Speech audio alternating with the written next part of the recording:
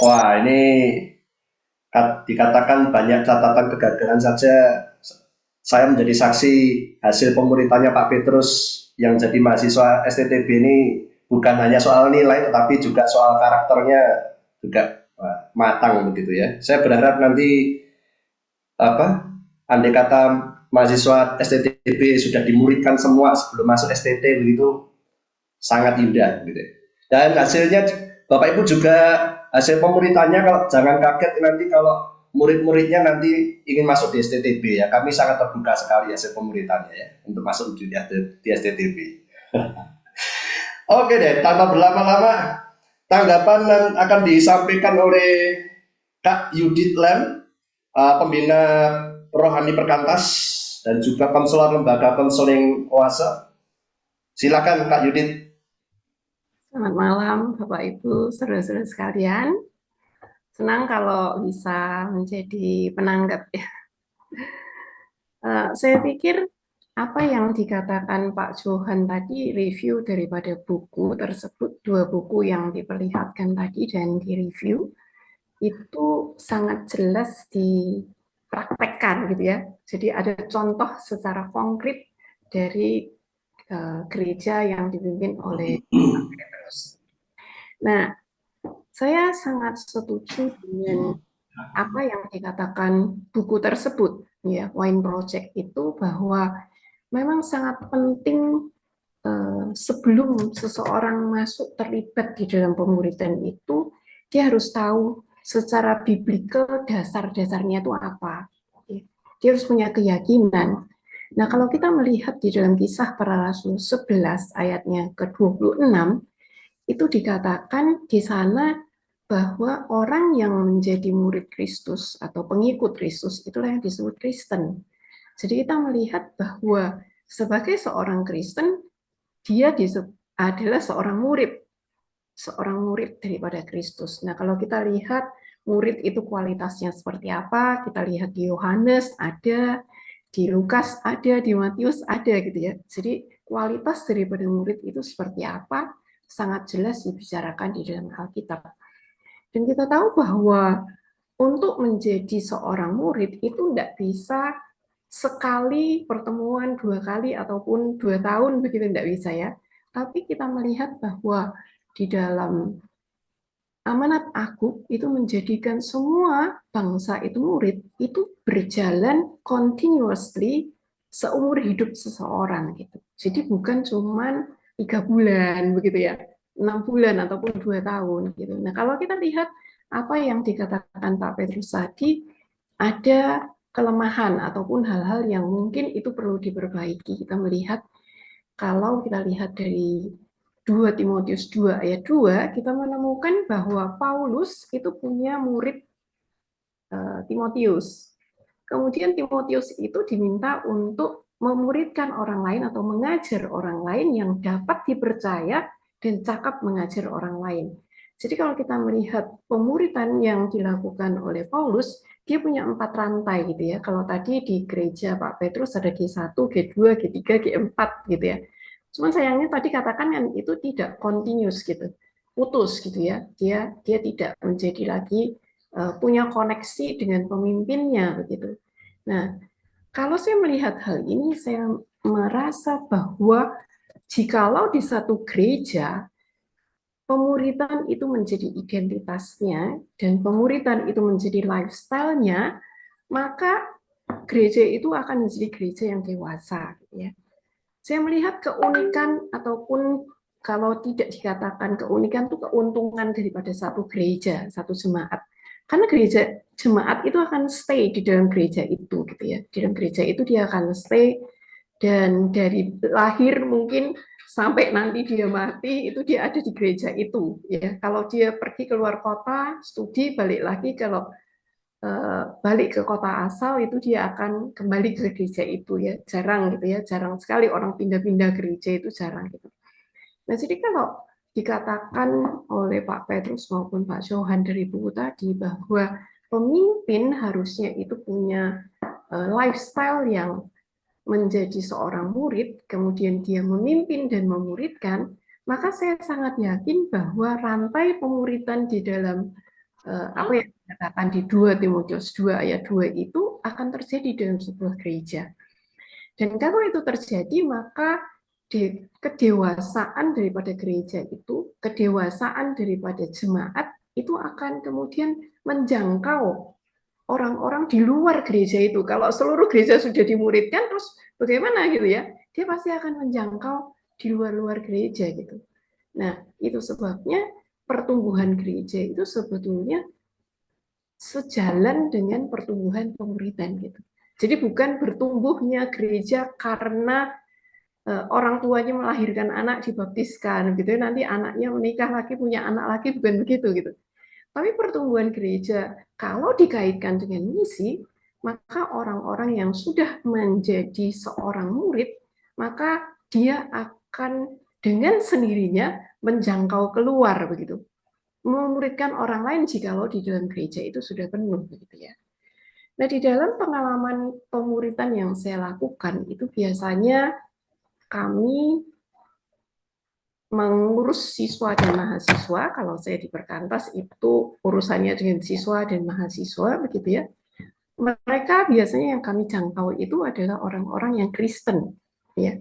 Tapi pada waktu kami mulai dengan tahap-tahap penginjilan ya, tahap untuk membawa mereka mengenal Injil, itu biasanya mereka akan secara deliberately kemudian belajar untuk mengakui bahwa Kristus itu Tuhan gitu ya.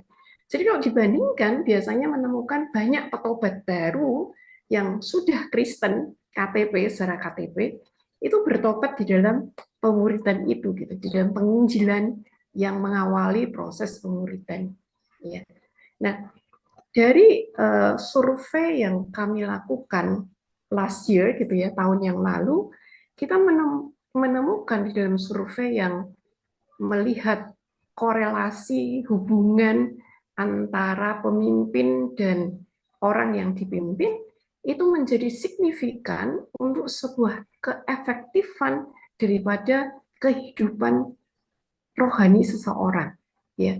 Nah, itu akan mempengaruhi bukan saja imannya, tetapi juga mempengaruhi karakternya. Kalau tadi Pak Petrus bilang ada kondisi-kondisi tertentu gitu ya, itu kita menemukan bahwa 0,68 sekian ya di dalam penelitian kami itu kita mendapati bahwa seorang pemimpin memiliki pengaruh yang begitu besar bagi orang-orang yang dipimpin atau anggota kelompok yang dia pimpin.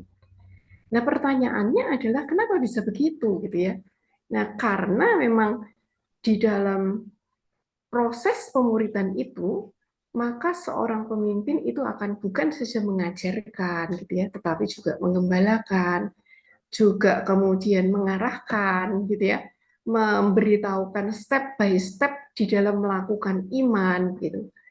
Mendampingi pada saat dia mengalami kesulitan, pergumulan-pergumulan kehidupan sehari-hari itu dibicarakan gitu. Jadi kalau tadi Pak Petrus dan Kak Johan mengatakan bahwa materi gitu ya, materi itu akan mengikuti setelah seseorang punya conviction memang benar gitu. Tetapi kalau di dalam pemuridan orang tidak bertemu dengan firman Tuhan, tidak encounter dengan firman Tuhan, tidak mengalami perubahan hidupnya, karena firman Tuhan itu gitu ya, tidak bisa, dia tidak akan bertahan gitu. Jadi pemuritan yang dilakukan adalah pemuritan yang seharusnya dia ketemu dengan kehidupan sehari-hari. Jadi firman itu ketemu dengan kehidupannya sehari-hari. Maka kalau tadi dikatakan kelompok-kelompok gitu ya, memungkinkan terjadi diskusi, memungkinkan terjadi percakapan, memungkinkan terjadi pengakuan dosa begitu ya, yang kemudian ditolong oleh pemimpinnya untuk bisa berubah gitu. Langkah-langkah perubahannya apa gitu. Beda kalau kita bicara dari atas mimbar gitu ya. Karena apa? Karena setiap jemaat mengalami persoalan, mungkin persoalannya sama, tetapi kondisinya berbeda. Cara pengatasannya berbeda. Nah, kalau dia ada di dalam kelompok-kelompok yang pemuritan itu, maka seorang pemimpin itu bisa mengembalakan dengan baik, bisa mengarahkan dengan baik ya. Nah, itu sebabnya kita melihat bahwa sangat penting pemimpin gereja itu menangkap visi pemuritan, kemudian mengajak jemaat-jemaatnya gitu ya, kemudian meneruskan dari satu generasi kepada generasi yang berikutnya ya. Nah, amazingly dari survei atau penelitian yang kami lakukan bahwa seorang pemimpin itu punya pengaruh yang sangat besar terhadap perkembangan iman dan juga karakter dan juga life skill daripada seorang siswa ataupun mahasiswa. Dari 500 orang yang kami survei pada saat itu gitu ya, sekitar 31% itu mereka meneruskan pemuridan. Jadi mereka mempunyai orang-orang yang dimuridkan gitu ya. Nah, sisanya masih ada di dalam proses terus melakukan pemuridan. Survei yang kami lakukan itu menjangkau 50 siswa dan mahasiswa yang punya range waktu pemuridan antara 1 sampai 5 atau 6 tahun. Jadi kalau tadi dilihat di dalam gerejanya Pak Petrus, tadi kita menemukan bahwa uh, ada 4 generasi. Yang pertama tadi dimuridkan selama 1 tahun, kemudian 2 tahun karena ada tambahan-tambahan bahan-bahan gitu ya. Mungkin yang berikutnya juga 2 tahun begitu ya. Nah kalau di dalam pelayanan siswa dan mahasiswa itu kami ngambilnya 2 tahun. Ya, apakah setiap 2 tahun itu akan terjadi pelipat gandaan? Iya, tetapi tidak semua akan melipat ganda. Maka kami akan ada kriteria dia untuk menjadi seorang pemimpin seperti apa gitu. Nah, yang dikatakan oleh Pak Johan di dalam buku itu betul gitu ya, bahwa kalau seorang pemimpin nggak punya conviction, seorang pemimpin nggak punya ketekunan, nggak mereformasi dirinya, dia tidak mengalami perjumpaan secara pribadi dengan Tuhan, dengan firman, begitu ya, maka dia tidak akan bisa mengarahkan orang lain untuk berubah begitu. Kenapa? Karena seorang pemimpin itu adalah seorang yang bukan seseorang pengajar yang imparting teaching-nya begitu ya, menyampaikan pengajarannya. Tetapi seorang pemimpin itu dia sedang imparting life gitu. Dia sedang membagikan hidupnya itu kepada orang-orang yang dia pimpin. Maka dari itu pola hidupnya, lifestyle-nya itu akan dilihat. Nah, setiap pemimpin punya keunikan ya. Itu sebabnya mungkin dalam satu kelompok dan kelompok yang lain itu punya eh, perbedaan yang bisa dilihat secara jelas begitu ya. Nah, itu sebabnya para pemimpin perlu mengadakan pertemuan. Kalau di dalam pelayanan kami kita sebutnya pembinaan para pemimpin begitu ya. Dibina sedemikian rupa sehingga hal-hal yang dia dark side-nya, hal-hal yang tidak dia lihat itu di dalam pembinaan itu dia bisa lihat. Sehingga keutuhan daripada pemuridan yang tadi diidealkan itu bisa terjadi gitu ya. Mudah tidak gitu ya, membutuhkan tadi yang dikatakan oleh Pak Petrus perlu membayar harga gitu ya. Tapi kalau kami di dalam memulai sebuah pelayanan pemuridan di sebuah kampus ataupun di sebuah sekolah, itu kami akan selalu memang mencari orang kunci. Ya, kalau di dalam gereja tentunya orang kuncinya adalah para pemimpin, hamba Tuhan begitu ya. Yang dia hidup sebagai seorang murid, kemudian baru dia bisa memuridkan orang lain. Nah, di dalam pelayanan kami itu kami melakukannya secara bertahap, gitu ya. Dari sekolah misalnya di SMP dia sudah dimasukkan ke dalam kelompok kecil, gitu. Kemudian di SMA dia dilanjutkan, kalau dia pindah sekolah nanti dia juga digabungkan dengan teman-teman dari sekolah itu, begitu. Kemudian nanti kalau dia masuk mahasiswa, kalau masih ada di kota Semarang, saya berasal dari Semarang, begitu ya, dia bisa tetap ikut pemimpinnya atau dia dipindahkan ke dalam kelompok lain untuk melanjutkan proses pemuridan itu. Nah, tadi kalau dilihat apa yang dikatakan Pak Petrus, bahan begitu ya. Nah, bahannya makin dia dewasa, maka dia akan mencari bahan-bahan yang sebetulnya itu suitable untuk dirinya. Bagian-bagian mana di dalam hidupnya itu yang belum bersesuaian dengan firman Tuhan, itulah yang akan dipelajari. Tetapi komunitas dalam kelompok kecil ini menjadi komunitas pendukung gitu, support system daripada kehidupan kerohaniannya gitu ya. Sehingga kalau ditanya kapan selesainya gitu ya, ya mungkin sampai dia pindah kota. Kalau sekarang masih ada bisa pakai Zoom begitu ya. Jadi saya punya beberapa murid tuh yang dari Jakarta, ada di Balikpapan begitu ya. Itu kami masih nge-Zoom setiap minggu begitu untuk masuk ke dalam tiap-tiap pelajaran. Nah, tiap-tiap kelompok yang saya pimpin memang beda-beda kualitasnya, beda-beda bahannya begitu ya.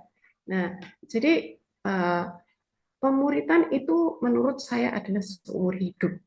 Nah, kalau gereja Tuhan menjadi gereja yang memuridkan dan itu menjadi lifestyle-nya, menjadi identitasnya, kalau tadi Pak Johan bilang itu budayanya begitu ya, maka saya yakin gitu ya, pendetaannya itu tidak kalang kabut gitu.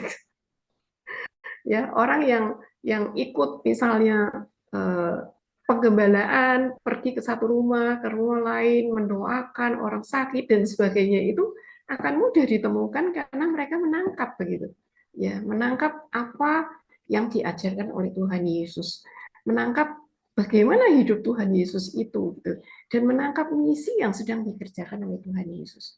Maka dia tidak akan diam walaupun mungkin di seluruh gereja itu sudah dimuridkan. Dia akan pergi keluar, dia akan PI, dia akan menjangkau orang, dia akan memuridkan orang. Nah, dengan demikian saya pikir gereja Tuhan akan tambah berkualitas dan tambah kuantitasnya. Terima kasih, Tuhan memberkati.